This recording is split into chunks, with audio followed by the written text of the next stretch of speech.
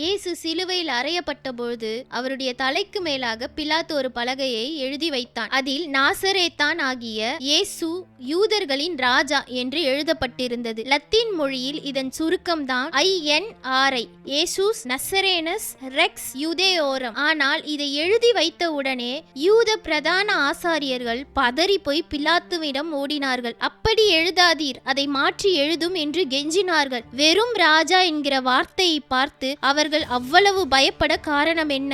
யோவான் 19:20 சொல்கிறது, அந்த பலகை எபிரேயு, கிரேக்கு, லத்தீன் ஆகிய 3 மொழிகளில் எழுதப்பட்டிருந்தது. ஏன் இந்த 3 மொழிகள்? இது வெறும் மொழிபெயர்ப்பு அல்ல, இது உலகத்தின் முழு அதிகார அமைப்பையும் சுட்டிக்காட்டும் ஒரு அடையாளம். எபிரேய மொழி மார்க்கத்தின் மொழி, லாங்குவேஜ் ஆஃப் ரிலிஜியன். கிரேக்க மொழி தத்துவத்தின், அறிவின் மொழி, language of philosophy, intellect. Latin மொழி சட்டத்தின், அதிகாரத்தின் மொழி, language of law or government. மதமும் அறிவும் அரசாங்கமும் ஒன்று சேர்ந்துதான் தேவகுமாரனை சிலுவையில் அறைந்தன.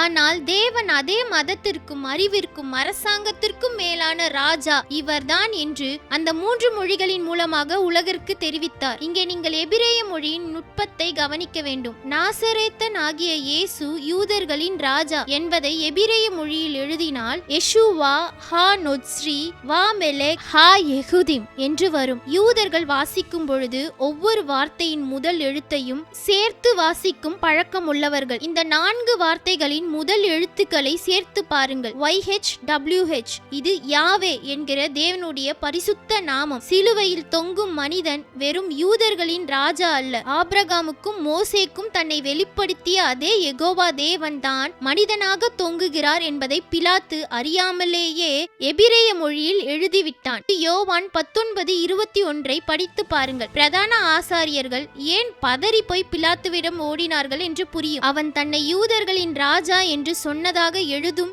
என்று அவர்கள் கேட்டதின் உண்மையான காரணம் இதுதான். தேவனுடைய பரிசுத்த நாமமான யாவே ஒரு குற்றவாளியின் சிலுவையில் எழுதப்பட்டிருப்பதை அவர்களால் தாங்கிக் கொள்ள முடியவில்லை. ஆனால் பிலாத்து என்ன சொன்னான்? நான் எழுதினது எழுதினதே. யோவான் 19:22. பழைய ஏற்பாட்டில் தேவனுடைய நியாய தீர்ப்பை எழுத ஒரு பாபிலோனிய ராஜாவை பெல்ஷாத்சாரை பயன்படுத்திய தேவன் இங்கே தேவகுமாரனின் உண்மையான அடையாளத்தை முழு உலகிற்கும் எழுத ஒரு புறஜாதியான ரோம அதிபரை பயன்படுத்தினார். பிலாத்துவின் பிடிவாதம் தேவனுடைய இறையாண்மையின் வெளிப்படையாக அங்கே மாறியது. சிலுவையில் அறையப்பட்ட ஒரு சாதாரண தச்சன் அல்ல, வானத்தையும் பூமியையும் உண்டாக்கின யெகோவா தேவன். அந்த பலகையில் எழுதப்பட்ட நாமம் இன்றும் மாறவில்லை. அவர் உங்கள் வாழ்க்கையின் சகல பகுதிகளுக்கும் ராஜாவாக இருக்கிறாரா?